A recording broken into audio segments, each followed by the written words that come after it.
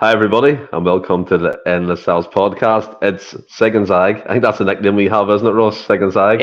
No, I think that's me and Wally. I think. Oh, Did you know? Do you know? Give us I can't. Penn and Teller or something? Penn and Teller, that's what it is. Look, as a magician, I fucked it up already, but you know what I mean. Sig and Zag was it. It was in my head for some reason, but how are you, buddy? Fucked it, mate. Fucked it, mate. Unlucky lad. That's a private group chat joke. That. I'm good, mate.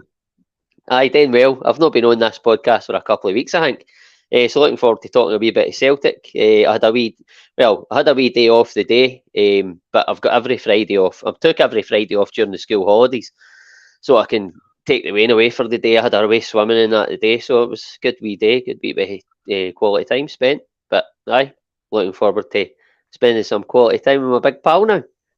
Yes, man, and we have Jed, Stephen, and Jed says that Ross and Millie are the Mitchell brothers. But again, before I get into the podcast itself, I do obviously, we've been kind of having a really big push in mental health and mental well-being in the last couple of weeks. So it all kicked off from when William gave that amazing speech in the Seville rewind. And I just want to kind of reiterate that. We've obviously seen this week again that Dele Alli, a major football and superstar within his own right, came out and shared his own struggles and stuff like that. So if anyone's experiencing struggles within their life, we've got the numbers below here. Reach out, ring them, call them. There's always someone to talk to, either ourselves in the podcast. You know who's listening. We always get involved, and we're always here for people to help if they need to chat. And Ross, I think you would agree with me here. I think mental health's at the forefront at the minute, especially after the Dele Alli interview and hearing all the revelations and stuff like that. I think it's just right to keep that push going and people to reach out and talk when they need to talk. 100%, mate. I mean, I've experienced loss through with people with mental health at close hand. So, I mean, it's been maybe 18 years ago for that happened. But aye, listen, it is, people need to talk, and it's the best thing to do. And as Stephen says, we've got the numbers there, or even reach out to any of us if anybody's just feeling like they need to get in off their chest. Then there's always an ear at the end of a phone, or at the end of a message or an email or whatever. Yeah, 100%. And Jed Thomas, never be frightened to talk to someone if you're struggling, 100%, buddy. So, again, to reiterate that, reach out if you're needing help. And we'll get stuck right in, Ross. Celtic, they had I don't know, it's been a weird week. I feel like it's been a weird week in terms of the Celtic Football Club. And I want to start off with this behind closed doors friendly that the media, again, tried to portray that the Celtic fans got postponed to a 6 o'clock kickoff instead of a 5 because they were trying to get into the pitch and get in amongst the players, which wasn't the case. I think it was just genuine supporters who were literally in a bush trying to get the sight of the new team, and the Ray Rodgers was playing on that. But the secrecy around it, we don't even know the score. We don't even the squad to a certain extent. I know there was a leaked kind of first half lineup with like Didi at right back, Kobayashi was playing, Joe Hart was in goal, O was up front, Haksabanovic started. But again, we don't know how accurate that is. Are you a wee bit disappointed that they didn't release anything about it, or even release the lineups and a wee bit of information about the game? Because for me, I was expecting, even after the game was over, for them to put out like a tweet saying we had it behind a closed door friendly match against a Portuguese club, and this is a summary, but we didn't even get that. I wouldn't say I'm disappointed. You just think if Celtic play a game, then you're going to get to know the score. There's Alistair saying 0-0. I heard 7-2. I've heard more 7-2s than 0-0s, but I mean, Alistair is in the know. He was probably at the game on the bench, Alistair. But listen, it wasn't. It was a friendly, but it essentially wasn't even that, if you know what I mean. Whereas, like, we're going to play numerous friendlies before the start of the season. It wasn't even that level. There was, like, the pitch they were playing on, I think it might even have been a plastic pitch. Looking at that video of them walking sort of towards it, it was like the 3G park up the back of the community centre in Faltus. It was nothing. It wasn't a stadium or that. So it was like a warm-up game to warm up for friendlies, if you like. And I understand. I think they're actually going to play that team, or they're supposed to be playing that team, the Mora again. I think, they are, yeah. At 11 o'clock. So they're playing that team like twice in quick succession. So that tells you all you need to know in terms of what that game means. It's exactly what it is. It's a bounce game. It's not even a friendly. So I've no issues with it. When you googled, it came up that Celtic were going to be playing them. Then you couldn't get the score anywhere or anything like that. It wasn't televised. Obviously, Celtic weren't. If they wanted anything to come out about it, it would have come out about it. I'm no too fussed that we didn't hear the score. Fuck's sake. I'm not too fussed that we didn't hear a score of that. It's not going to form my opinion on a Brendan Rodgers Celtic team. There's plenty of games to go before the start of the season, and even then with the friendlies, you know me, Stephen, I take it with a pinch of salt. I don't read too much into it, but when the real stuff starts, and the players have got the pre-season under their belt, then we start making judgments. But for now, it's just games of football, and you'll be glad to just get that sort of fix of Celtic back in your life and watching them playing. Other than that, I'm not too fussed if they win, lose or draw. And that goes along with the song bit, wasn't it, mate? You meant it. You meant it. But, no, I totally get what you mean. I think as well, Stephen Rye comes in. I don't think it was seen as a friendly by Rodgers. It was more of an assessment of last season's squad players. It could have been that 100%. Absolutely. It's that feeling you get, isn't it, when Celtic are playing? You just want to know what's happening. You want to see it on the TV. You want to obviously watch it in friendly games. I think, to be fair, I think friendly games don't mean much, but you still like to watch them and you can have something to talk about and kind of go off who's playing well and who fit into that system. Alistair Jack, fuck the friendly. Ross County is when we will be all in. Yeah, the slogan on the season tickets. McGranda's in. Hi, you lucky boys from White Abbey on Sea. Yeah, 100% good to have you in. And as well, you look at the friendly too, and we don't know details about it, but I think what Stephen Rice said there, it could have been an assessment of the team. And obviously there's been a lot of revelations that's come out this week in terms of players being injured and certain things like that. But one eventuality I want to cover, first of all, is Tomoki Iwata was confirmed as a permanent signing, first of all, by his parent club. Celtic later that evening kind of retweeted it and put it out there that Tomoki Iwata has joined on a permanent contract. I think 4 years. I think that's the normal standard contract at the minute. Do you believe that he's going to have a big impact this season? I've seen the picture of him at pre-season training, obviously, and he looked really jacked up. He looked built. He looked like a strong boy. He's quite tall, physical profile. We've seen him at centre half and we've seen him play centre midfield. So are you excited to see him this season? Not any more excited than anybody else.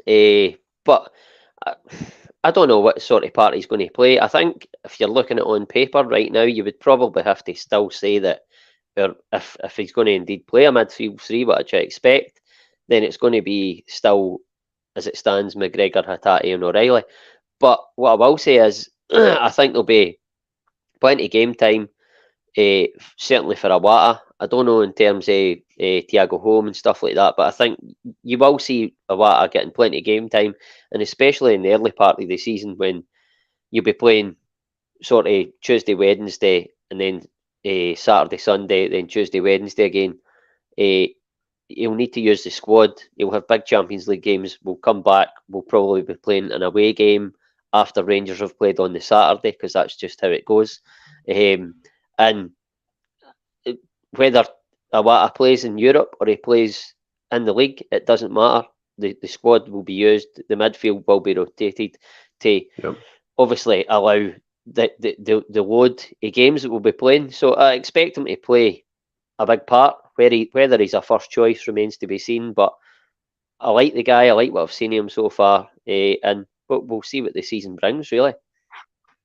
Michael McDonald's complaining about the jersey already. We'll come on to it, I'm sure. We'll come on to it. Oh, but I think unless he's on about our house, but they're black. Maybe, and it says Charlotte, but clarify that, Michael. No, but I get what you're saying in terms of Iwata, and listening to Rodgers, and he did the wee interview. Did you catch it yesterday? The pre-season kind of film. He was talking about making the players uncomfortable, that type of stuff. And I think it came out today that he's going to do some tweaks to the system. And he even referred to the fact that he plays technically more systems than Postecoglou, obviously 4-2-3-1, 3-5-2, 4-3-3. And I think it was good the way he alluded to the fact when he attacks, he does a 3-4-3, when they're defending, they do a 4-2-3-1 type formation. So, like you said there, the midfield three in essence shouldn't change that much because obviously you can probably have McGregor, Hatate, or McGregor and O'Reilly, Hatate in front, that type of stuff. So there's plenty of flexibility within that system too. And then you look at the news he confirmed in that interview. The Canadian man himself, Alistair Johnson, has been confirmed he will be out for 2 months with an ankle injury. He came back from national team duty and he had to get an operation straight away on it, the Rodgers said. So, I mean, big loss getting into the season. Obviously, he's going to miss a fair chunk of the start of the season anyway. That leaves Ralston to come in and deputise for him. Obviously, going back to Ralston in the first season under Postecoglou, we all kind of yapped that he got that extension, and I think he got another deal within that as well. But to kind of turn the clock back, Ross, he done really well when he came in. I thought he was excellent in the first kind of quarter of the games with Postecoglou, scored up in Dingwall. He was getting to the byline, laying crosses on, especially he linked up well with Giakoumakis. But unfortunately for me, last season showed he dipped a lot, in my opinion. I know Willie, part of the podcast, said to me yesterday that he didn't get a fair kind of crack at the games, but he got like 8 or 10 games towards the end of the season. That should be enough for a player, a professional footballer, to get up to speed, unless you're Aaron Moy. Had to get that in.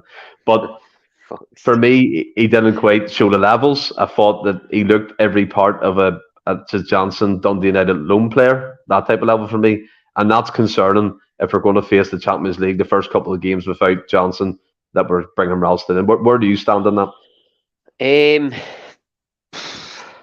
I understand what you're saying in terms of when he ended, the way he ended the season wasn't great, but he never.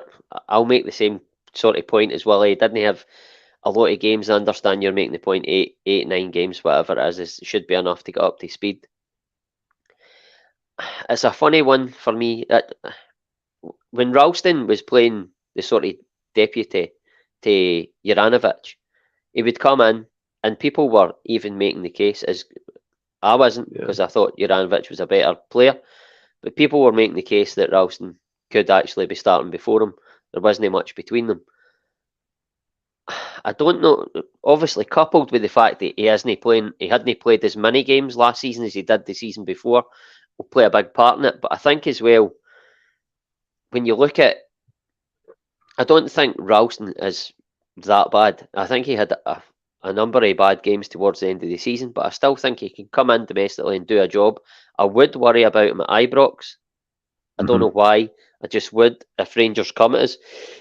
But I still think for the most part he could come in and do a job domestically. And I think the point I was making there, obviously, there wasn't a great deal between him and Juranovic. Juranovic was technically a better footballer.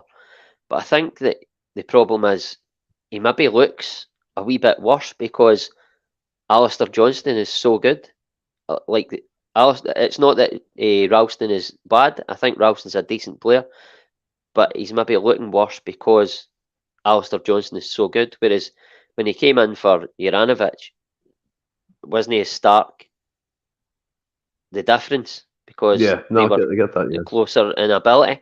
It's similar to try and get an example. Like say if towards the end of the season there, Carter Vickers came out of the team, and Kobayashi has come in, and he didn't look. I mean, when he came in, sort of a couple of games mid-season, he looked like a decent player. But he's come in, and Carter Vickers is out of the team, and he's essentially replacing him.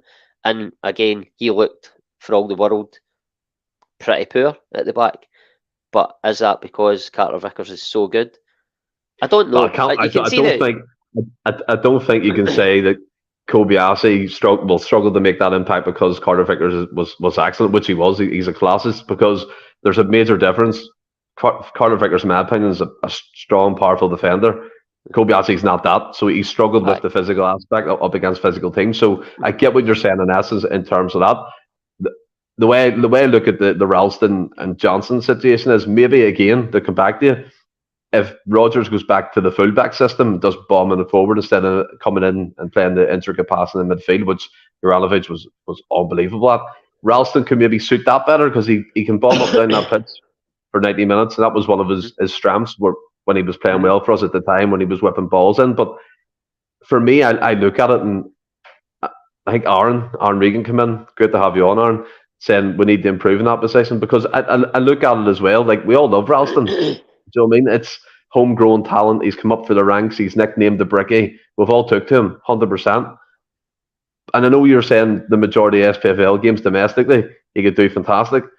But what about the 2 games in the Champions League he may play and he gets targeted and we lose points? Why couldn't we effectively bring a high caliber player to make even Johnson better as well, push his levels up? Well, I mean, in an ideal world, you would do that. Of course you would. But who's the high caliber player that's going to come in, knowing Alistair Johnston, how good he is?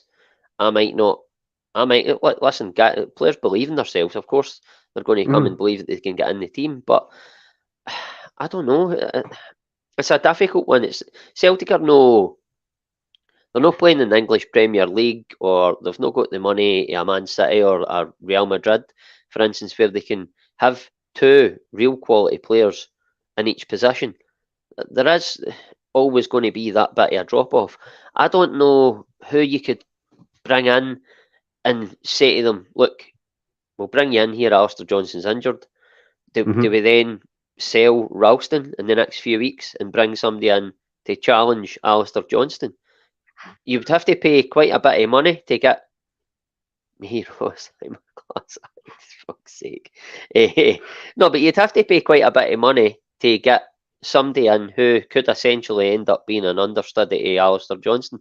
And understand, in an ideal world, you would want to have somebody that's very close to the level of Alistair Johnston, so that in this instance, where he's out for a couple of months, you can bring somebody in and there isn't that drop off. But I don't think Celtic are in that sort of ballpark, if you like, in terms of, because of the league they play in, because of the budget. I don't think they can have that luxury of, like, say, a Real Madrid or anything like that. Most teams, I can't think of a team off the top of my head, but most teams below that elite level, in terms of like the teams that get to that final stages of the Champions League all the time, most teams, their understudy will be a drop off to what they've got. And I know we made the case last season numerous times that we had a really good squad and there wasn't that drop off and stuff like that. Listen, there is. There is, and there would be with Ralston. Of course, there would be coming in for Juranovic. Not Juranovic, Johnson.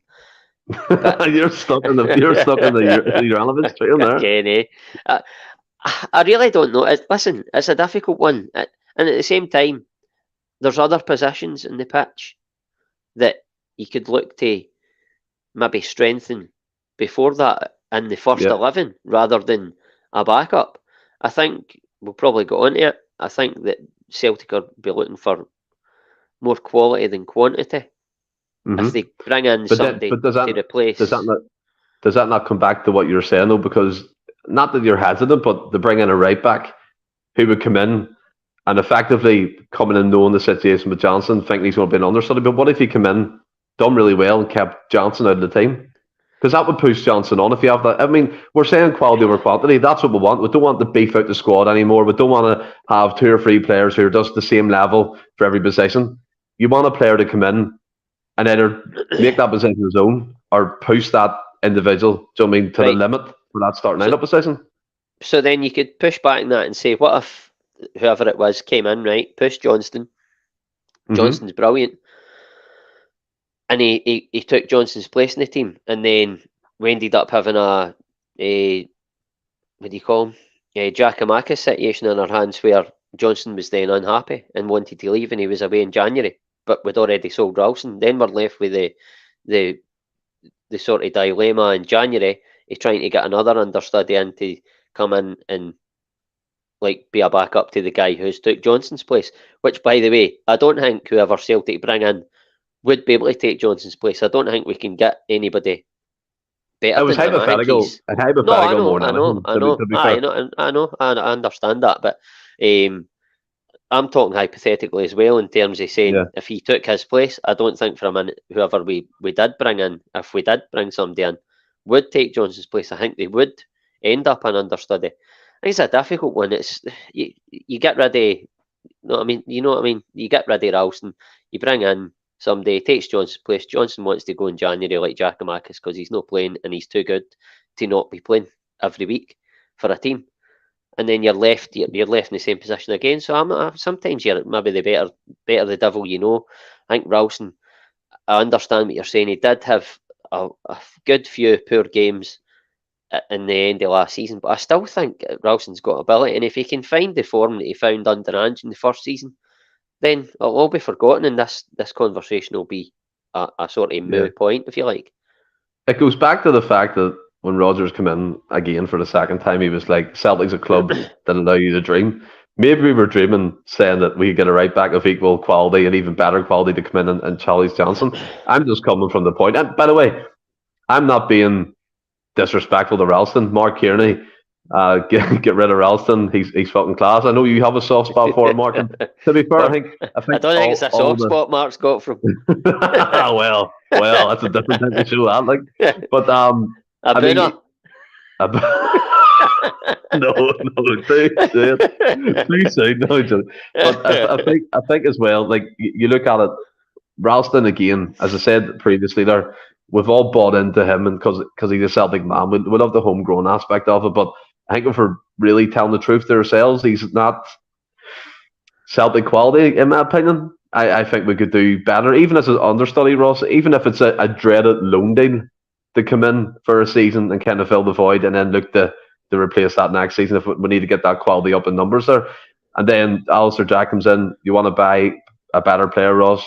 Again, I know where everyone's coming from in the arguments. And Jed Thomas, who was the right back at Aberdeen, thought he looked decent.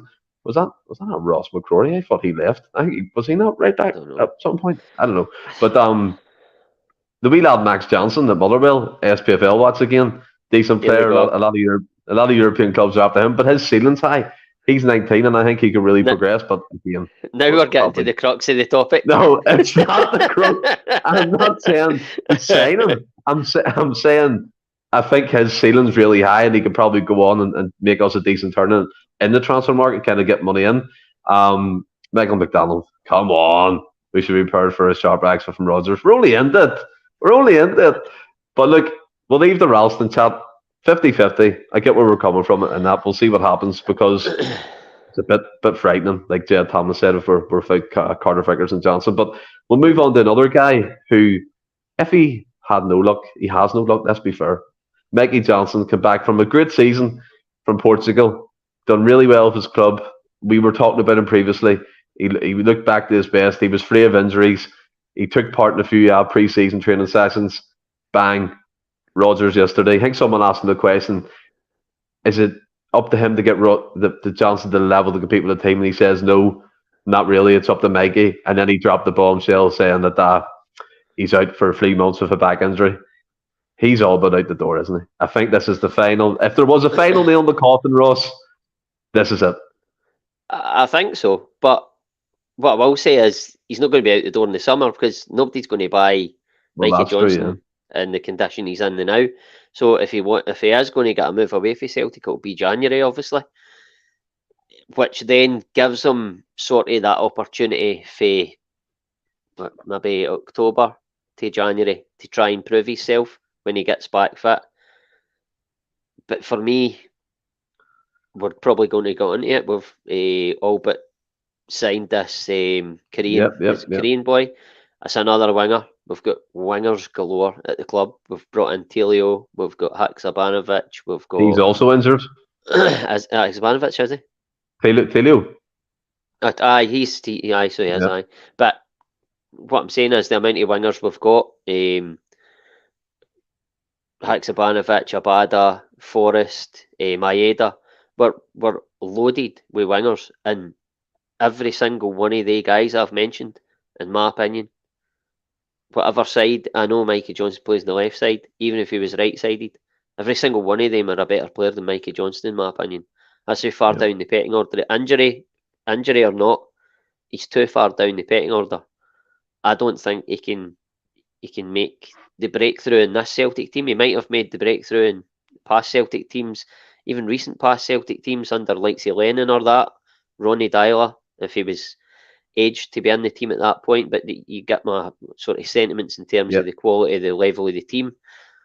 I don't think he can make the grade where in this current Celtic team and where this current Celtic team want to go.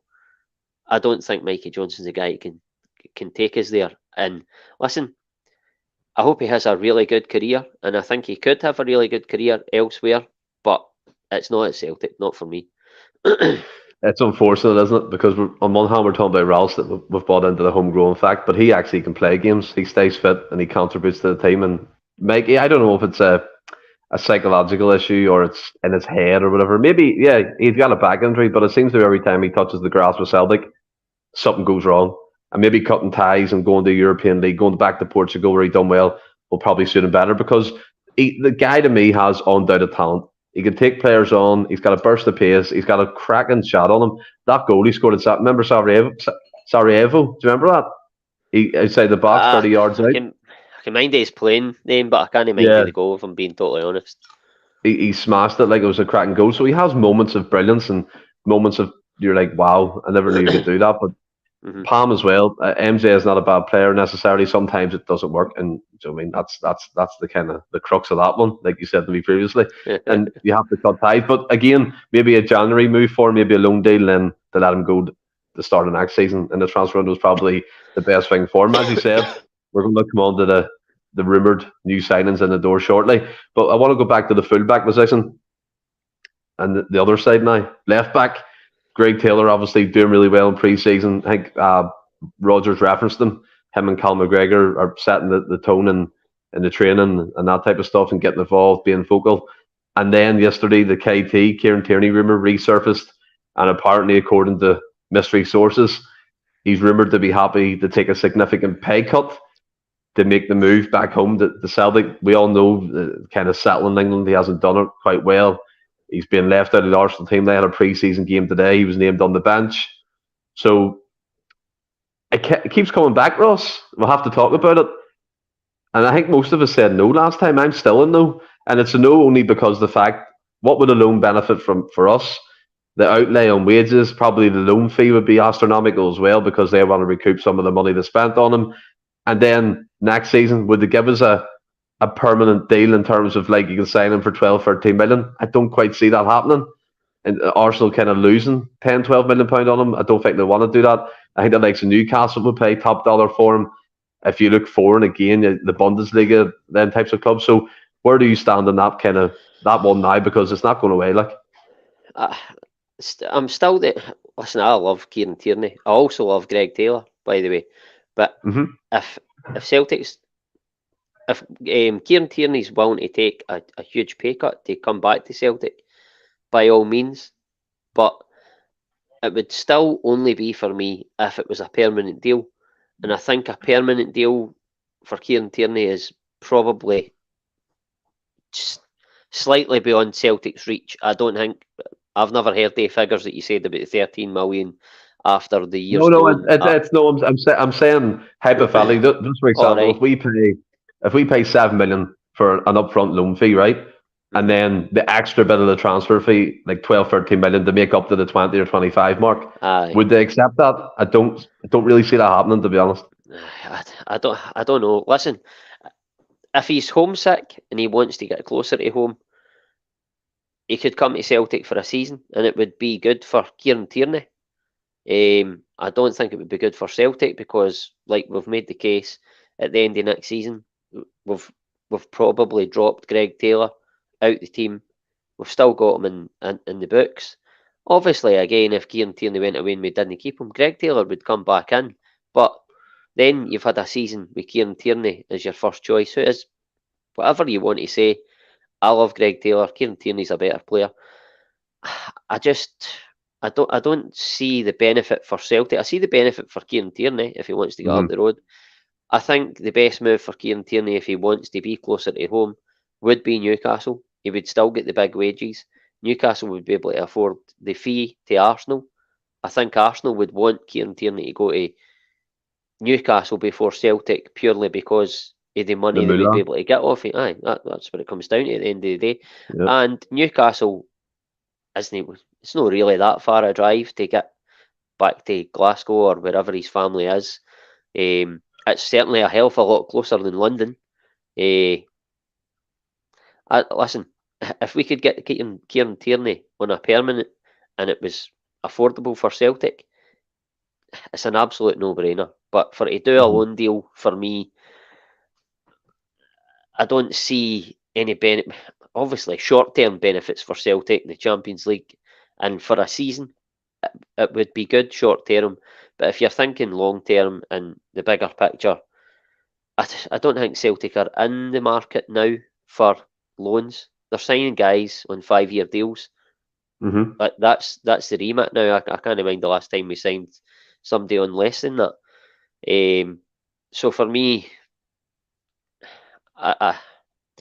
the romance here, I would love him to come back, and I'm really rankled with that. But in terms of Celtic long-term, bigger picture, I don't see too many benefits for the club. Yeah, I think the permanent deal is it's wishful thinking. Unless Arsenal have a gesture of goodwill and give Kieran Tierney back to us for like £9 million, I don't see that happening. I know Corvo came in there and said that Newcastle, he's our resident Newcastle fan, so it's always great to have him on. He said that Howe seems happy with Dan Burn and Matt Targett as left back. So if that's the case, they've obviously spent a lot on Tonali, wasn't it, the centre back, like from AC Milan, and another player they've brought in. So maybe, like Stephen said here, FFP comes into that. Sorry. No, go ahead. What were you say? No, I was just going to say, I think, like, I'm not a fan of Newcastle, right? Two of my mates when we were younger, but two of my mates when we were younger decided they were going to be Newcastle supporters, and I just couldn't comprehend how you just wouldn't support a Scottish team. So I've hated Newcastle ever since then, right? But looking at Newcastle with Trippier on one side and Kieran Tierney on the other, the balance of that. And I know, obviously, Newcastle done really well, and whoever it was it Dan Burn, he said, played on that side. Yeah. I just think the balance of Kieran Tierney and Trippier bombing up and down both sides, I think that would be a tremendous coup for Newcastle to get that, as long as...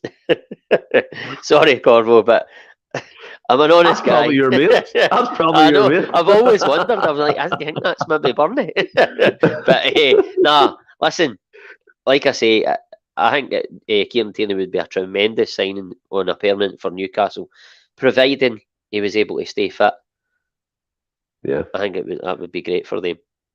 100% would, but then you can counteract that saying imagine Alistair Johnston right back and Kieran Tierney left back. That's equal standing in my opinion. I think but for Johnston probably has. Well, again, that's the aspect of it. Danielle said there, to bring it back up, what was a great comment. The money we'd be paying for his wages and a loan fee for him when he's injury prone. Time to move on. I totally agree. Look, I would be in favour of this 100% if it was permanent, but it's not, and we can't. As you said, Ross, we can't fall back into the traps of an EPL loan signing. Or I know Kieran Tierney's different in that aspect because he's a legend at Celtic, but you know what I'm trying to say, and the sentiments of what I'm trying to get at in terms of that. And Michael McDonald, I'm not a big fan of Newcastle. I'm just a big fan, but it's like KT, like you said, the romance of it, having him back would be amazing. I just have issues of his injuries, partly down to us as well for overusing him, and how many games he'd be fit for. Do you know what I mean? So that's where my head's at. It's more not the money side of things. It's more, can he stay fit? Can he play 60 games a season? I just don't think he can. And maybe Newcastle is a destination for him. They obviously play well less games than us because of different competitions and stuff. But one player has come up a few times. Aaron Regan mentioned him, and I think it was Michael mentioned him, was Liam Scales. Now, I spoke about him last week with Willie on the podcast, and I don't get this, why people are excited to see Liam Scales or maybe optimistic about having Liam Scales back in the squad, because, as I said previously, I don't think he done well at Aberdeen. Yeah, I know he played in a back three, and maybe that's his suited position. I think he played with, who was the big defender they had before let him go? The names escape me, but he was their captain at one point, and he played with Ross McCrory in centre back as well. And I think he red cards, discipline issues, and obviously people kind of romanticise about the cracking goal that he really meant, by the way, and he scored against Rangers at that point in time. And I think he tailed off towards the end of the season again. Aberdeen aren't making no great push to get him back again. Doesn't look like. I've heard no rumours about it. Are you optimistic about having him back in? Because I know previously, Ross, go back to it, we've said it a million times, we spoke about him before when he first came in about challenging Greg Taylor for that left back spot. Did not happen. Maybe his position is a back three. Michael McDonald comes in. He seems a fan of him here. Scales would give his balance. Where do you stand on the Liam Scales? His future and where he stands at Celtic? Well, when Rodgers was first sort of mooted as coming back in as the manager, I think it was me and you. I don't know if there was anybody else on the podcast, but I definitely spoke with you, and we were talking about guys that could maybe sort of make a push, if you like. And I had said to you about Liam Scales possibly coming in. I think was it Michael McDonald said about the balance there? Mm-hmm. That was my sort of thinking when I said to you, do you think that Liam Scales would maybe come into this team because Rodgers probably wouldn't play a inverted fullback as much? You know what I feel about Greg Taylor. I love him. I think he's a tremendous, certainly tremendous defender, and I think he played the inverted fullback position tremendously well. In terms of an overlapping fullback, I think under Neil Lennon, and I know it was a bad time, but I think under Neil Lennon, Greg Taylor probably showed that he's a very good defender. Oh my god! Oh my god! Look at this. I get it now. But what were you going to say? Oh, for God's sake! Someone's clipped this. Someone has clipped this. But no, go ahead. Crack on with it. What were you going to say, Dublin? I was saying that Greg Taylor, I think he proved that he's not as effective as an overlapping fullback. Even I can admit that as much as I like him. Very true. I mean, it leaves. I don't know if that's why Rodgers is looking at Tierney in a loan deal as well, because he wants to play the overlapping fullback. And Rodgers, he watches all the Celtic games, whatever you want to believe. I believe that he has watched all the Celtic games, and he'll be aware. But he'll be aware of Greg Taylor and what his strengths and weaknesses are. I don't know. But then he's talking about Greg Taylor setting the tone in training and stuff like that. I don't know. Listen, right now, if you asked me, would I play Greg Taylor or Liam Scales? I would play Greg Taylor all day long. Easy. What about this one, though, Ross? What about this one? Scales or Kobayashi? Stephen Welsh.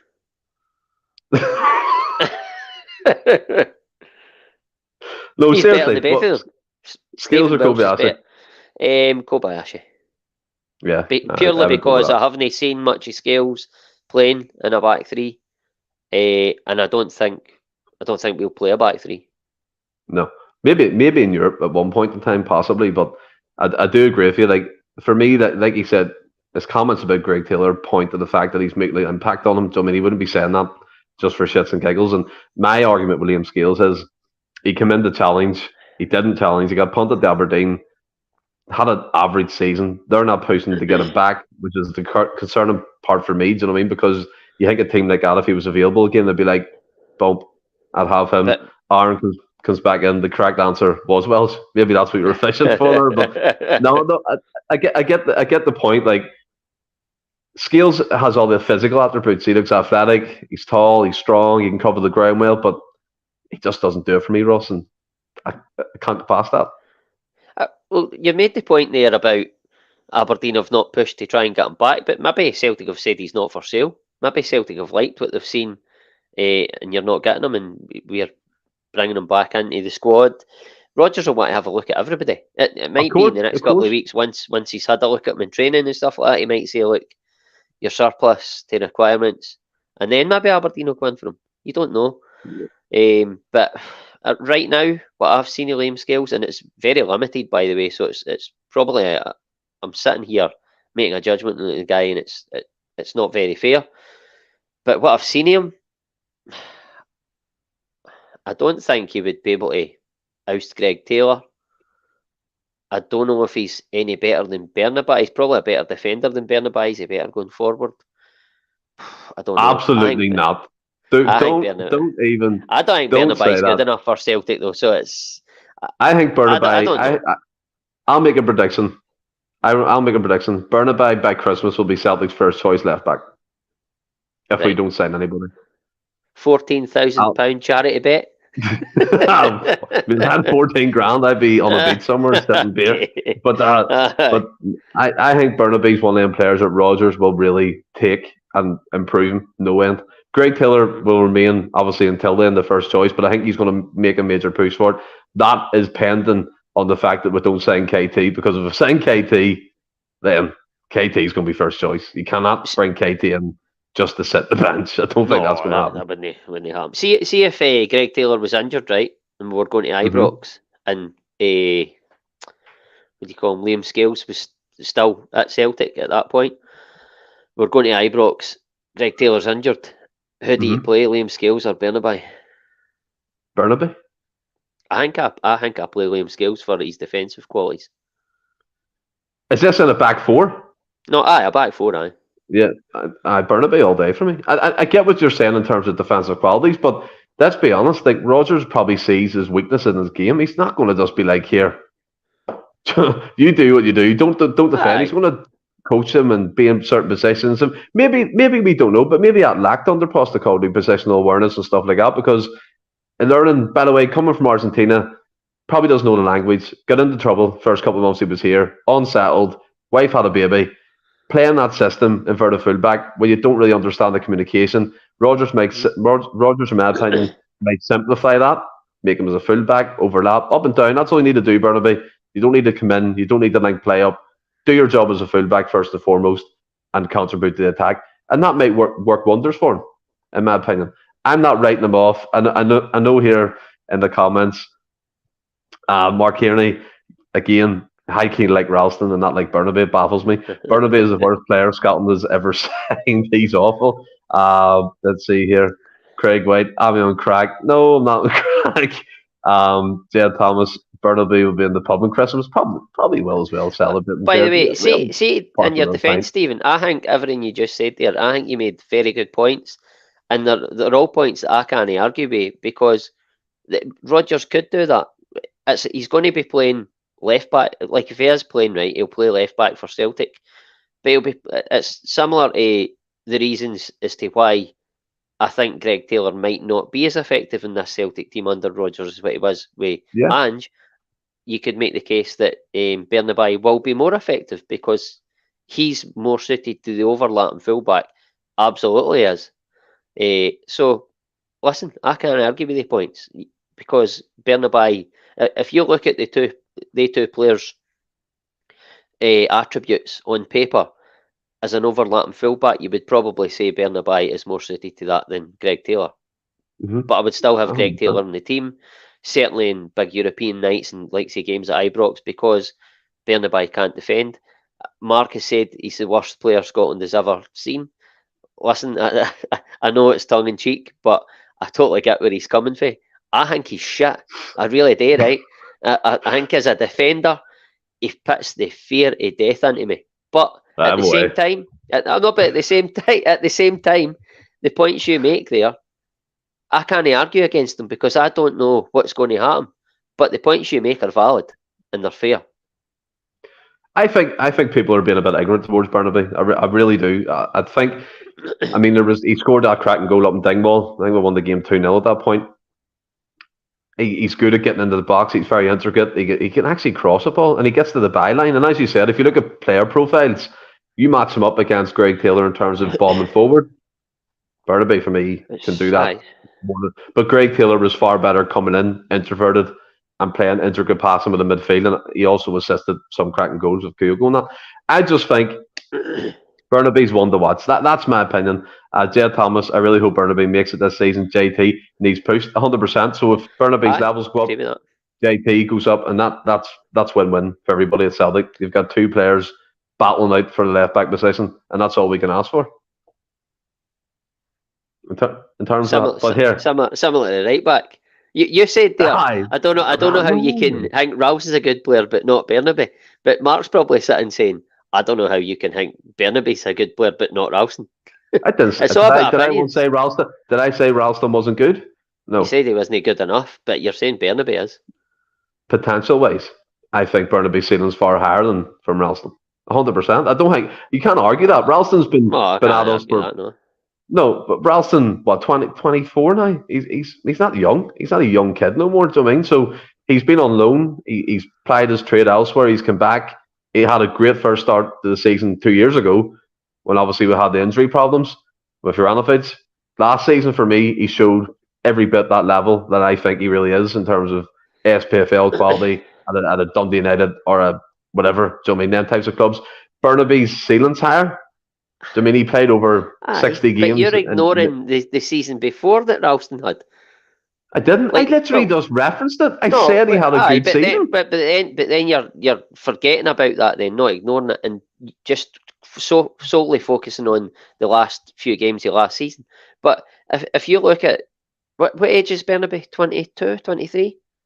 22, 23, yeah. Right, so there's maybe a year or two between him and Ralston. Ralston's been about the block, but he's came in that season under Ange. If you put that player, Ralston, in his first season under Ange, and I know you have to, language barriers and all the rest of it, and you've made the points, and I take them on board. But if you take Ralston's first season under Ange and Bernabei's first season under Ange, and I know they're different sides of the pitch, but they essentially play the same position. You're having Ralston all day long over Bernabei. Going forward and defending, he was head and shoulders above what Bernabei's doing. The first season? Aye. Well, Bernabei wasn't there, so... No, but in terms of Ralston's first season, and I know it was a different season, but they still had first seasons under Ange, if that makes sense. I get that, right? I get what you're saying, but you can't say Ralston had a first season because he had previous seasons to that, Ross. You can't discount the previous seasons. But he was a young player then. But 100%. But his ceiling, but he should have reached a potential, but he hasn't. He's in my opinion, he's levelled out. He showed his level, and we should cut him loose. Bernabei to me hasn't had a fair run of games. He's had about maybe 2 or 3 games in a row. Then he's been out of the team. Obviously, that's down to Greg Taylor being fully fit, available, and playing really well. What I'm saying about Bernabei is, last season could have been him bedding in, getting used to the surroundings. Because let's be fair, if you went to Argentina and started your job, what you do over in Argentina, you trying to tell me you would settle in within 6, 7, 8 months? Well, you wouldn't. Do you know what I mean? I'm a social butterfly. I'd settle in anywhere. But you're learning languages, you're learning different cultures, you're getting used to everything around you. Aye. Bernabei came from the Argentinian league, right? I don't know the level of it. I'm not going to pretend to know the level of it. But he played over 80 games for his parent club, Lanús. He was getting called up to the underage levels of Argentina. Argentina don't call up crap players, right? Let's be fair here, right? He played right. They haven't been the best over the last couple of years, obviously, but recently, Messi and that, you can't say anything about that team. Unbelievable achievement. But what I'm saying is, Bernabei showed what he can do in fits and starts. He can do amazing things. No, man, he's not pissed.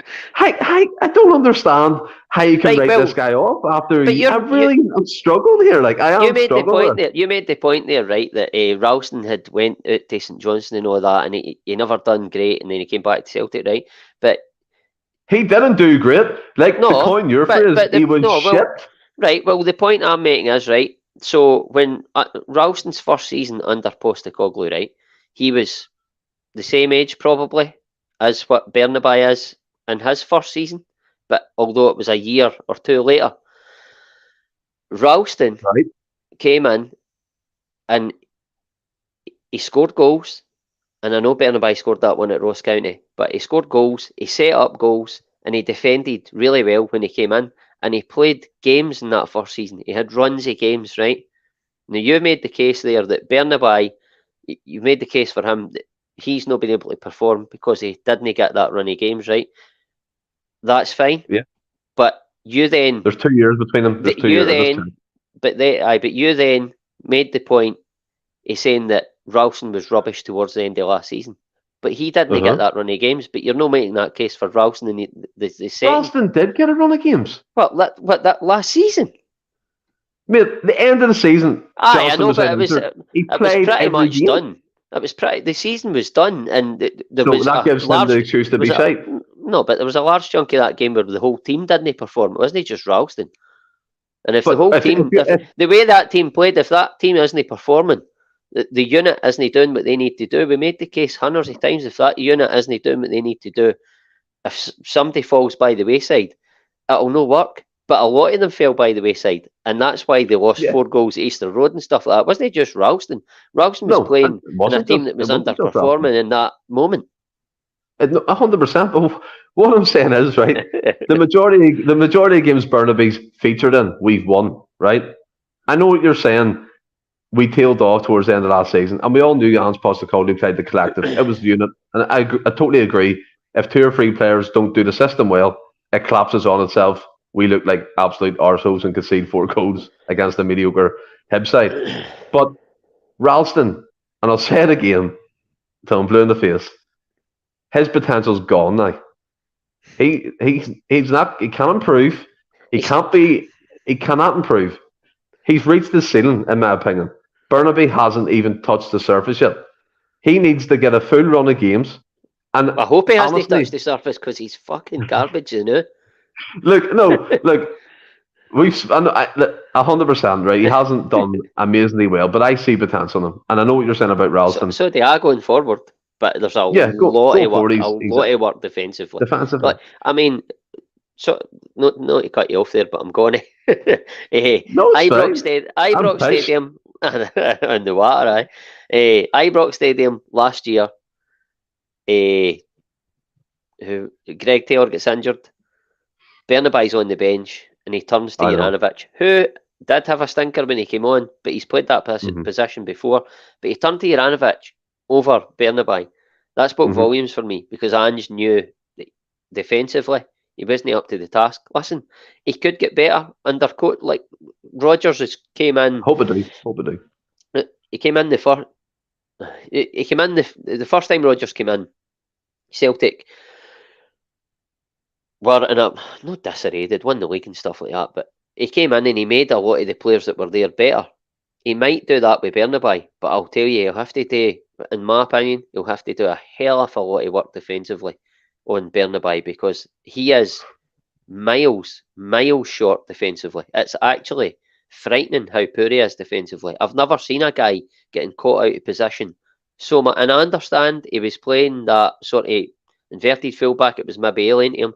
And we made the case the season before. Greg Taylor got caught too far up the pitch sometimes. Yep.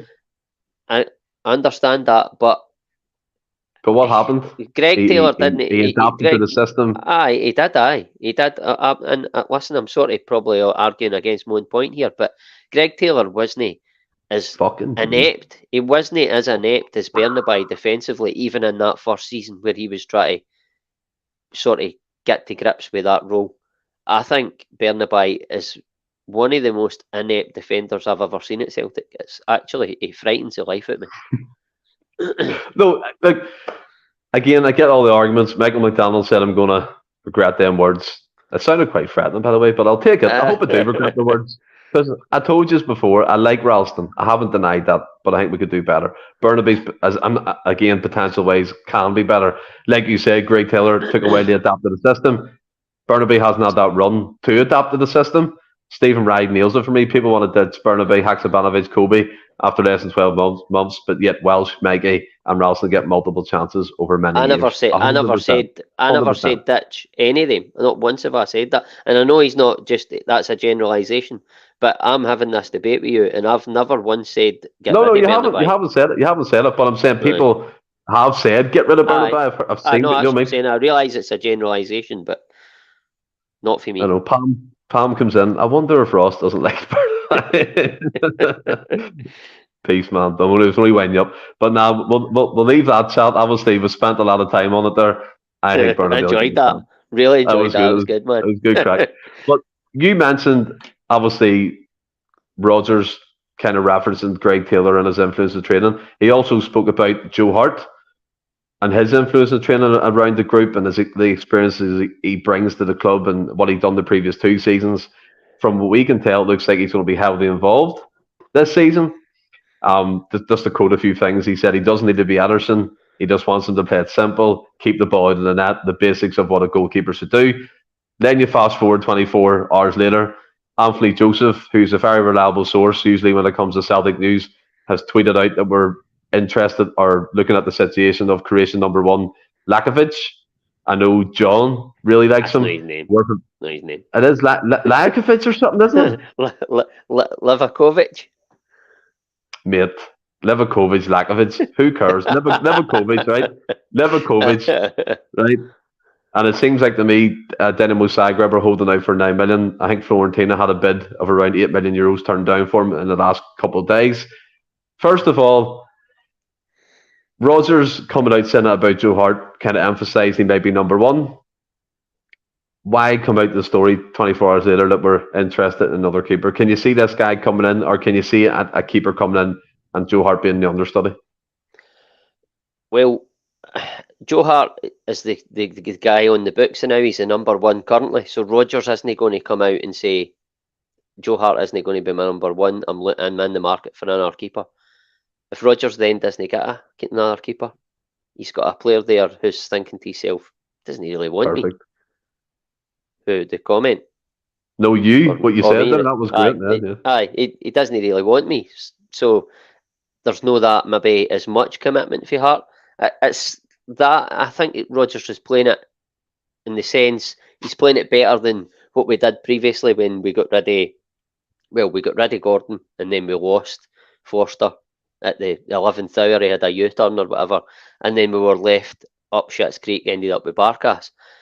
I've made the case that we don't want to be put in that position again, and I think the comments with Rodgers is sort of like that's what he's trying to do there. I think he maybe is in the market for another keeper, and this Livakovic is, by all accounts, a really good keeper. He's 28-year-old, which is a good age for a keeper.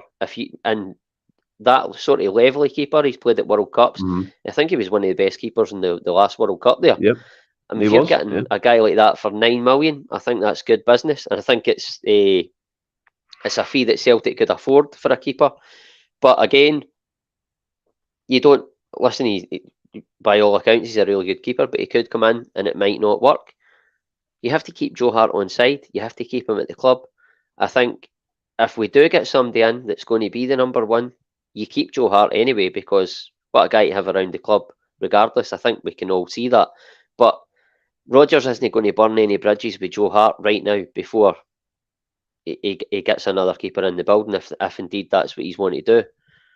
So I think he's played it really well. It's a very experienced manager acting in an elite level and keeping all guys on side, and I'm quite happy with that. I'm quite happy. I'm comfortable if we go into next season with Joe Hart as our number one, but if we can get a guy like Livakovic, I think you're about to say Lakovic. I know. I just I think that speaks volumes. The sort of ambition, and listen, if we're spending 9 million on a goalkeeper, I've made the point numerous times with Franny in the group chat that I would be surprised if we break our transfer record this summer. Yeah. But if we sign a goalkeeper at 9 million before we break our transfer record, if we done that, I wouldn't be surprised if we did then break it for an outfield player. But listen, I'll go back to it. I think Rodgers has played it perfectly with Joe Hart right now. I don't know if he's in the market for a keeper, but if he is, it's great comments. And if he isn't, it's still great comments. It's good psychology, isn't it? It's a good way to say, if we don't get one, reverse. Yeah, reverse psychology. Looking at it, I just looked at our chat. Franny shared something there that kind of confirmed that Dinamo Zagreb have received a substantial bid for. What's his name again? Livakovic. Partly not from Celtic. It looks like Bernabei or Fiorentina are back in for him. I think Stephen Ray said it there that they've agreed. Any of the two of them have got Champions League football though, have they? No, Fiorentina wouldn't. I think Bernabei might. I don't know, but possibly. I know there's a couple of clubs in for him. I'm not comfortable. I've said it before. Going in with Joe Hart for especially Champions League level. I don't think he's anywhere near it no more. I think Pam referenced the fact that in one of the wee training videos, did you see him coaching? Shouting from the sidelines and that? Did you see that video? I watched it. It was a 1 minute video and they were playing like it was a sort of shortened pitch. But there was another one before that. The day before, he was that. coaching the keepers and that. So maybe there's a way in for a goalkeeper coaching that form and being a part of the backroom staff as well when he leaves Celtic eventually. But I want Hart? Another keeper in. You saying Hart was Hart. coach? Oh, yes, right, got you. Yeah. I want another keeper in, whether it's Lalkovic or whether it's another keeper. People are saying Fraser again. Don't want Fraser back. No point in getting him back. He fucked us over the last time. I think it's not without the realms of possibility that we could go for a goalkeeper to challenge Joe and possibly take that number 1 jersey off him. We need a younger keeper in. We need someone who's more agile, someone who comes across, commands the box really well. I think Joe, for me, is lacking at the moment, and he's done well the 2 seasons, but I don't want to sound like a broken record, Ross. I think we can do better, and the realisation that, as you said, if we go 9 million for a keeper, that's great. And again, if it's not Lalkovic, fair enough, but we should be looking for a new keeper regardless. Do you want me to elaborate on that? Listen, I've said already I'd be comfortable with Hart being our keeper. He's what, 35, 36? Again, It's similar to the Kieran Tierney situation in terms of like getting a player of that ilk in. You would absolutely, it's a no-brainer. Obviously, with Kieran Tierney, it would need to be a permanent basis. But if you could get that player, like I love Greg Taylor, but if you could get a player of Kieran Tierney's ilk in, then you do it. It's like you said before, you can improve all over the pitch. You can improve. Of course you can improve in Joe Hart. If we can get a 28-year-old goalkeeper in who's played at a World Cup, was one of the best goalkeepers at the World Cup, if we can get that level of goalkeeper in, it's a no-brainer. You go and do it. If he's coming to Celtic and we can afford to do it, you go and do it because you're wanting to go to that next level in the Champions League and like even win a knockout tie or whatever. Guys like that can help you get there. Joe Hart, I really like what he's done for his 2 seasons. He's played at Celtic for 2 seasons. He's won 5 trophies at 35 years of age. You can't argue with it. Listen, he's made mistakes. Most goalkeepers make mistakes. Anthony goes off his head every second week at goalkeepers. Loses Anthony fell asleep last podcast. But he hates keepers because they make daft mistakes. But they do make daft mistakes, but they're highlighted even more because generally their mistakes lead to goals. Absolutely. I think we can all agree on that. I go back to it.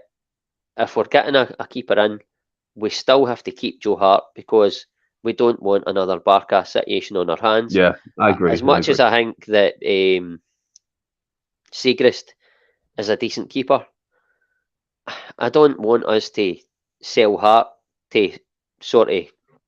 I say sell Hart. I don't know if we would get a fee for him. But I don't want us to get rid of Hart to even maybe subsidise sort of to get the wages, to be able to afford the wages. Excuse me, Livakovic or whatever. I want us to keep Hart regardless if we get a keeper in. Yeah, no, or if we do get a keeper in, we have to keep him because we need that safety net. Whereas if it goes wrong, then we've still got a trusted guy that's won 5 trophies out of 6 for Celtic and is a very experienced goalkeeper. If we can't get a keeper in, I'll say it again. I think what Rodgers said, I've been saying for the best part of a year, maybe even more. Joe Hart does his primary job for the most part very well. He's had his mistakes, but what keeper doesn't? Rodgers said, I don't need him to be an Ederson. He doesn't need him to be an Ederson. He does okay with the ball at his feet, but simple. Just keep it simple. That's what he's done. And listen, he's going to be asked to do different things under Rodgers than what he done under Ange. He might be suited slightly more to the way Rodgers wants to build for the back than what Ange did. Ange wanted him to play essentially as a sweeper. Rodgers might not want that. Rodgers might want him on the edge of the box. I don't think he'll have him as high up as Ange did. Certainly as high up as Ange did at the start of last season. I think he had him pretty high and then realised, I can't hear this guy as high as that. And you did see him drop back a wee bit. Yeah, at the start of last season, it was quite scary at the start of last season. But I think time will tell. Time will tell. Yeah. Time always does tell. I think there's rumours going about that Joe Hart wants to finish his career at his first football club. I think that was Shrewsbury Town in England. So that's probably one to watch. Maybe next season, if he stays for another season at Celtic, that's possibly where he will end up. But moving on from Joe Hart, and let's go into some signings that are potentially coming in the door. Now, this seems confirmed. A lot of Korean journalists have said these days are basically over the line. Celtic went in for an improved offer for Yang Hong Yun. I'm getting far better at this. £2.5 million from a Korean club. They're in the K1 league. They're in the first division. I think the club he's at is relegation bound, so they probably need the money, and we agreed eventually a fee with him. He's a winger. Looks exciting from the highlight package, but again, we all can't go off YouTube all the time. We've been burnt by that before. But like you said, it's like Jota's left the building, Yang's coming in. The recruitment process of Celtic's working, and if it's not broke, you don't fix it. 100%. I mean, like you say, I've not even watched. I don't even watched a full YouTube reel. Good son. It's always good to spend time with the family.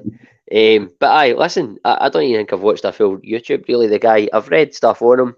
By all accounts, he's a tricky winger. He's that sort of. He's of that Jota sort of ilk, that type of player. Yep. I made the case, not the case, but I said maybe Telio is the guy that they've already brought in to replace Jota. I know he plays on the right, but Jota played a big chunk of games for us last season on the right to accommodate Maeda. But Telio, on what I've seen of him, isn't as tricky. He doesn't look as tricky as Jota. I think he runs more with the ball. You want Sam? But I think Jota is more tricky than Attilio. By all accounts, this June, is it June or June? Yeah, Yang Hong Jun. Yang Hong Jun. By all accounts, he's more that Jota type. I'm not saying it's going to be like for like. I can't say that because I know nothing about the guy. But like True. you say, it's the what was the word Rodgers used? The infrastructure, right, and the continuity of the signings we're making, and that's how I've made the case as well that I would be surprised right now if we broke our transfer record in this summer window, because you look at who we've signed. We've signed a guy for Australia. Yep. We've signed an up and coming guy for Europe, if you like. And then it looks like we're going to get these two guys for Korea. And they're all a couple of million, 2.5 million. Yep. I think that's the market we're in. And I think we've broadened our horizons in terms of where we're signing for. It was always like England or like backwaters of Europe or whatever, but we've broadened our horizons and we're getting a lot of guys for Australia, Korea, Japan now. And we've continued on. And listen, a lot of that was to do with Ange Postecoglou. When he first came in, he started bringing obviously your Kyogos and stuff like that in. But then Mark Lowell's come in and he has got that. He's in that sort of network as well, and he's just continued that. Obviously, like what's the word? I don't know, but that sort of continuity. That pattern, the type of player we're signing, and it's that couple of million. It's that sort of value for money in the markets. Listen, we deserve better, possibly. Well, we do deserve better because we're a huge club, but we have to realise where we are. Listen, I would love Celtic to go out and sign a £15 million player. I think that they could sign a £15 million player, but they couldn't sign 5 or 6 £15 million players. So then you're bringing this one £15 million player in. You're paying him 60, 70 grand a week, say. He's getting paid more than our captain, I would say. It's the balance of that. Would it cause unrest? I don't know. Listen, if you could bring 5 or 6 guys in and most of your team is on that wage and they cost that amount, then by all accounts it makes sense. But to do that with 1-2 players at a push, listen, they guys could make a difference. But would you Would you like Celtic to have two guys at £15 million that might come in and do the job, or 12 to £15 million, 70 grand a week that might come in and do the job for Celtic? But the two guys don't make a team. And I know we've got a good nucleus of a squad now. Two guys can improve a thing. Oh, absolutely. Of course they can. But they might not as well. And that's the gamble you take. And then you've got that, you have to caveat that with the fact that it might cause a wee bit of, not unwritten, like a wee bit of a fracture in the harmony, if you like. It might not, by the way. We don't know, but I'm just saying it could. Or would you rather sign more of the types of guys we're getting, and it's more? But see, in a way, like I think that plays into the. I mean, me and Willie spoke about this last time. That plays into the board's kind of hands. Like I know. Right? No, listen. I would love to. I've said sorry, Stephen, to cut you off, but I'm just right. sort of thinking. That's not just my opinion. Do you know what I mean? I'm just thinking why they might not do it. I would love them to do. I would love them to break the record and do it, but I think you have to weigh up the reasons why they might not, and not just say we deserve better. That's shite for Celtic sort of thing. No, but I know absolutely agree with that. I know what Thomas is saying, right? Because we were led to believe, right? We've got a big transfer kitty. Rodgers has been promised the earth. We're going to make an impact in Europe, and like who's to say we're not, right? But we may as well merge the two topics. The next guy we're going to speak about was Kwan Huk Q. He's 6'3", centre defensive mid, plays in K2, so the second division in Korea. We've tracked him for a couple of years apparently, and it looks like he's over the line. He's going to come in. But I think they're both prospect signings, right? They're not going to improve the starting lineup. And that, I think that's tough to say that. You could make that case about a Hatate. There's two Michael McDonalds in the comments. That's weird. But if you look at it, right, so we've got Yang Hong Jun, the winger. We've got Kyung Hong Kyu, the centre defensive mid. I think more him than Yang will be a prospect in terms of that. He's coming in from the second division career. What I think that Thomas and Jed are saying is, right, if you add up the fees were paid for Tilio, Odin, that's 222, so 8 million quid, maybe 9 million if you're going 2.2, 2.6. Why not spend £9 million on a recognised player who can come in straight away and start? And then you could look at prospect signings for January to come in and make an impact the following season, right? I'm not saying Tilio won't make an impact. I think he will. I think Odin will. I think Yang to an extent, but I think the other guy, Kwan, is more of a prospect because he's young. He's only 20. He's done his military service and stuff like that over in Korea. But what I'm saying is, and it pisses me off a bit because I think it's a bit. If we're all happy getting £2 million signings in the door, the board are going to just do that all the time. It's what they're known for. Look, I'm not pissing on the board here because they've done well the last couple of years, 100%. But Rodgers was talking about making an impact in European football. He's talking about winning as a knockout tie, which he referenced in his interview. In my opinion, you need to be looking at a £9-10 million player, maybe 2 or 3 a summer, to come in and make an impact on the starting 11. There's no point, as I said previously, bloating out the squad because our sub bench has quality and it looks amazing. Because we know last season that was total shit. When the sub players come on and started games, we dropped off 2 or 3 levels. It looked good coming on for the cameos of 15-20 minutes, Haksabanovic, whoever it may be at that time. We were all like, wow, what if they start a game? But he was shit when he started the 2 or 3 games that he did. What I'm trying to say is, in a roundabout way, is why can we not improve, like you said, by the way, on the squad and bring a player in who takes a Taylor's place, takes an O'Reilly's place, takes a Kyogo's place. Surely, at the moment, financially, like we said on the stock exchange, our turnover is going to be higher than expected. Why can we not push the boat out this summer and get a couple of players like that through the door? I'm not saying we can't. I just don't think we will. I'm not saying that's acceptable. I don't know. I really don't know. Like I would love Celtic to go and break their transfer record and on 2 or 3 signings to improve the squad, because we've all made the case, and I agree. It's now about quality and not quantity. I think we've laid the foundations. Obviously, we've got McGregor tied down. We've got Kyogo tied down. We've got who was it, Maeda, the other one tied down. So that's the foundation sort of laid, and we're just building towards bringing new signings in. Now we lost Jota. It looks like we're probably going to replace him with this John. We've got Telio in, who is another option on the right. Maybe John can't play on the. No, in fact, I think he can. I think he can play. He's a right winger.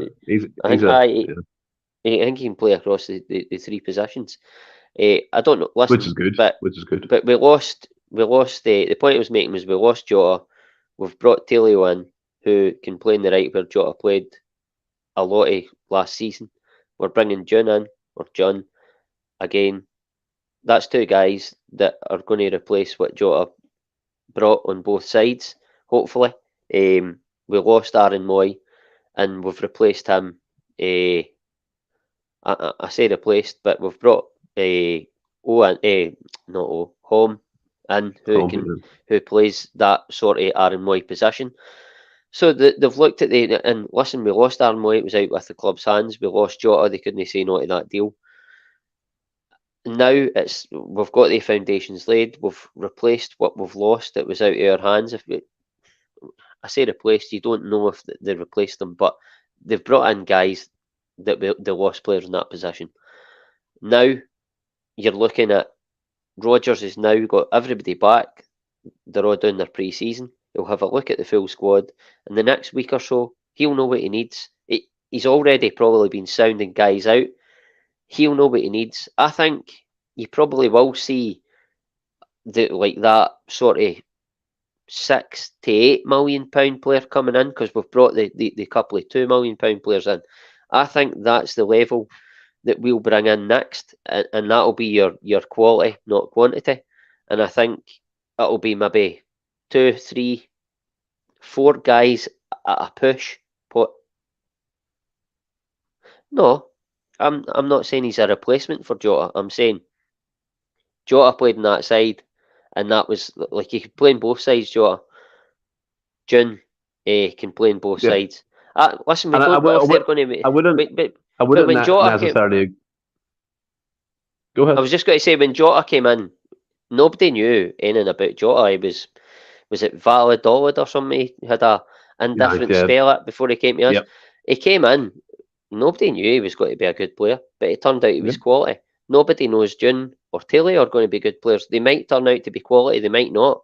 But we got Jota in a loan deal to begin with, and then we got him for $6.5 million. We've got these guys in impairments. But I'll go back to the point I was trying to make was it was in terms of breaking our transfer record. So, as I said, we laid all the foundations, we got these guys in, and then I think we'll probably start to see, once Rodgers sees, he gives everybody a fair crack at the whip in these friendlies, right, this guy, I don't think, for where we want to go, this guy will know day, this guy, he'll know, and I think he'll already be sounding guys out, because he'll have an idea in his head, but he wants to see them in close quarters, in the training and stuff like that, and then in some friendly matches. And by the time the transfer window closes, I think we'll have 2, 3, 4 at a push, but certainly 2 or 3 guys in the 7, 8, maybe even £9 million bracket. Mm-hmm.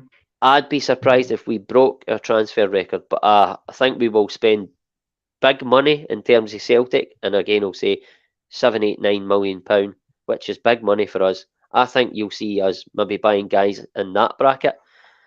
I think when you hear the rumours of Reader, McTominay, guys like that, listen, I would love it to have him. I think McTominay's really good. I don't know a lot about Reader, but by all accounts, he's a good player. I would love it to have him. I don't know if it will, but that 7, 8, £9 million bracket is the type of player that I think Celtic will bring in, and I would be happy at that. Again, the guys that they bring in, they might not be household names. Again, we'll probably know nothing about them. But you have to give these guys a chance and trust, like you trusted Ange, trust Rodgers that he's done the best he can for the club. And it's not only Rodgers, it's the infrastructure and everybody, all the scouts, they're all working as a team. And they'll all agree, right, this guy is the guy that can maybe take us forward. And we just have to trust that and see what happens. we're having a debate here and it's good, but we don't really know what's going to happen. No, I mean, no one knows what's going to happen 100%. No. My next question to the people in the comments and yourself, are you frustrated? I can actually see the frustration in the comments as well. And by the way, I wasn't turning that into like a board bashing thing. I know, I can't remember who it was, and I came in and said, that was Thomas, sorry, that Tilio is basically a Peter Lawwell sign, and I don't think he's involved anymore in the recruitment process. I think we need to look at this from afar as well. Mark Lawwell, Michael Nicholson have done a fantastic job on the recruitment side of things, 100%. They've been more on it than off it in terms of players they've brought in recently. Obviously, you're saying there that you fully expect Celtic to push the boat out in the coming weeks for £6 to £9 million bracket players. I really hope to do, because I think as well, we're selling out season tickets, we're buying the merchandise, we're filling the club full of money, Jada money, Frimpong, the sell-on fee if he goes to certain clubs he's been linked to as well. So we'll have cash in reserve, and I think it's there to spend. And if there's a summer, in my opinion, to do it, it's now. Oh, aye. It's now to push the boat out. And I don't think, you look at Fabian Reeder, I think we'll put that one to bed. In my opinion, it's not going to happen. Scott McTominay, maybe, but then you go back to KT and you're heading back down that road again. But yeah, I've enjoyed the podcast tonight. I've enjoyed the debate, and just the end as well. Celtic are playing Wolves in Ireland in this rearranged pre-season friendly from South Korea. Just a wee side note on it. Do you not think Celtic should be coming to Ireland every year? Possibly, for the amount of guys that travel over every second week or even every week to go and watch Celtic and support them. It would be a nice gesture. Celtic's a business. It's probably not as lucrative to go to Ireland as it would be to go to Japan or Korea or whatever. But listen, one game a year, it's not beyond the realms of possibility, and I think it's a fair comment. I've never really thought about it. Obviously, I'm no for Ireland, but you are. And I think, coming from your point of view, I think that would be a good thing for Celtic to do that, considering the amount of guys, as I've said, travel over week in, week out to go and support the team, and they plough their money into the team as much as guys in Scotland do. The last time they were here, we played Liverpool in the Aviva. I think it was at that time. I think it was Liverpool. Mm-hmm. It must have been. I remember watching that game, obviously, on the streaming. But I've enjoyed this podcast, mate. Good way to end it, bit of debate as always. Have you enjoyed it? Aye, brilliant. I knew there was going to be. You'd sent the topics out today, and I thought, this is going to be interesting. Me and Stephen are going to have a couple of disagreements. But listen, disagreements, but respectful ones, and that's what it's all about. And that's why we do this podcast. We love getting the comments. No everybody agrees with what I say, no everybody agrees with what you say. But it would be a hell of a boring podcast and a hell of a boring life if everybody agreed. 100%, mate. Debate is where it's at, and in the comments, they never hold back. We know that.